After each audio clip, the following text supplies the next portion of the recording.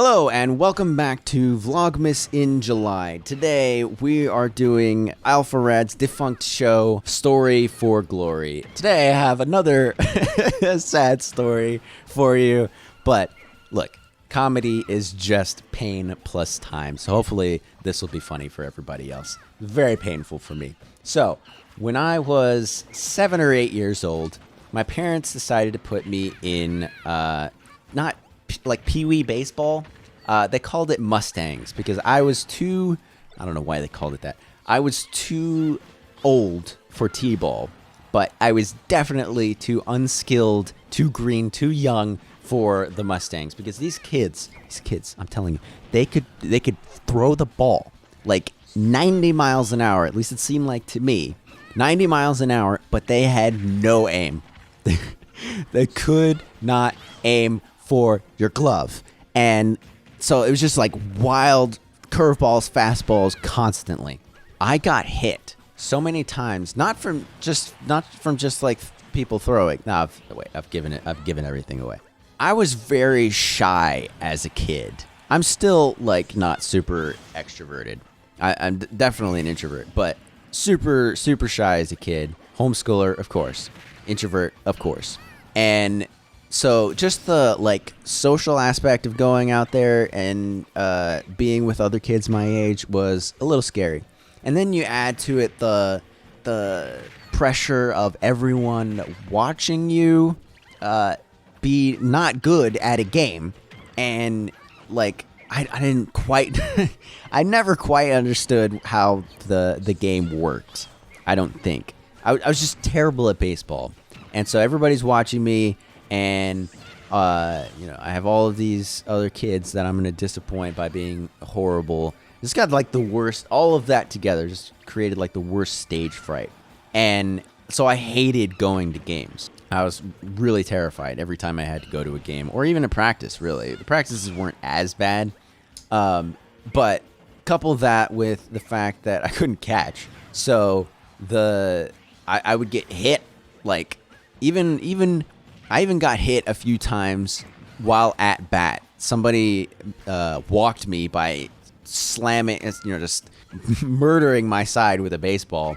I had this helmet that was too big for my head that also had like this grate in front of it.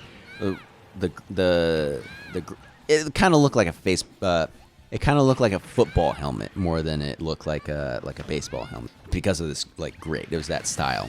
And that was because I got hit so much. Spoilers, this story is why I had that. Somebody hit me in the top of the head while I was wearing that helmet, and it about clear spun all the way around so that I was wearing it backward. They hit me so hard, clipped me on the top of the head. Oh my gosh, I was so terrified every time I stepped up to the plate. So there was this one time where, and I will never forget this kid's name. This kid's name was Isaac. He and I went to go play in the bullpen, just a game of catch while game was being played.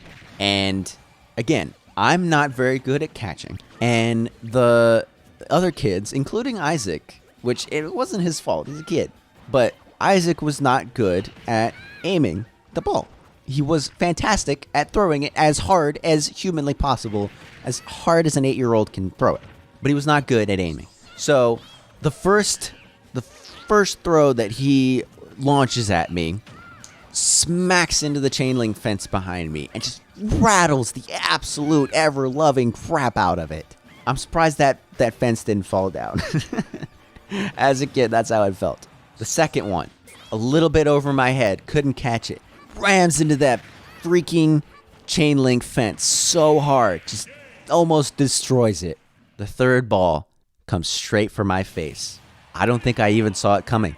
I didn't see anything for a while. It smacked into my face. I about did a bicycle kick, and the sound that escaped my lips could only be heard by dolphins and dogs. It started as this guttural scream of pain and terror and went straight into a dog whistle as I slammed into the ground. And I continued to scream and writhe in pain. And Isaac ran. I think he went and got his dad, because I know that Isaac's dad grabbed me, picked me up, and took me to my parents. And I'm like still like yelling and crying and screaming, and set me down in the stands with them. Like I was like on my mom's lap, and then like my head was like resting in my dad's lap. It just like just beside myself. Like my soul was like literally like beside the rest of my body. It was horrible. Good joke, Gabe. And Isaac felt so bad. I felt bad for both him and his dad, because it was like it was his fault, but it wasn't his fault. Like he didn't try to like murder me with this baseball, even though I like, almost died. I didn't really. But I looked like Quasimodo for like a month. My eye was the size of that baseball. It was disgusting.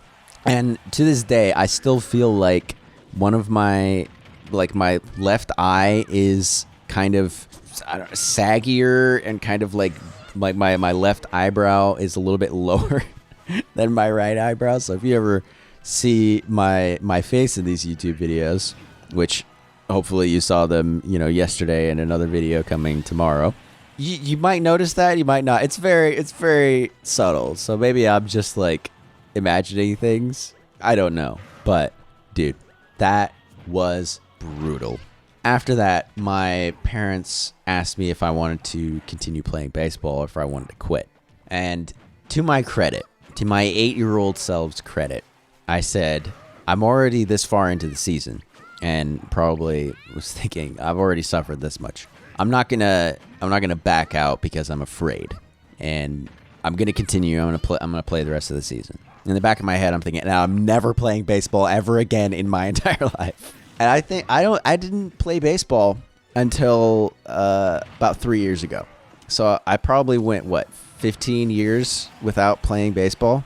Goodness gracious, did I not miss? It was, I still technically, I still didn't play baseball. I played softball with my friends in Alabama. Shout out to those guys. You guys are great. I miss y'all. That's about it for today. Thank you so much for watching. Please like the video if you liked it. Please subscribe for more content. We're going to be doing videos for the rest of the month. Vlogmas in July. Let's go, everybody. You can find me at Game of the Box on Twitter and wherever you care to find me. And until tomorrow's video, bye-bye.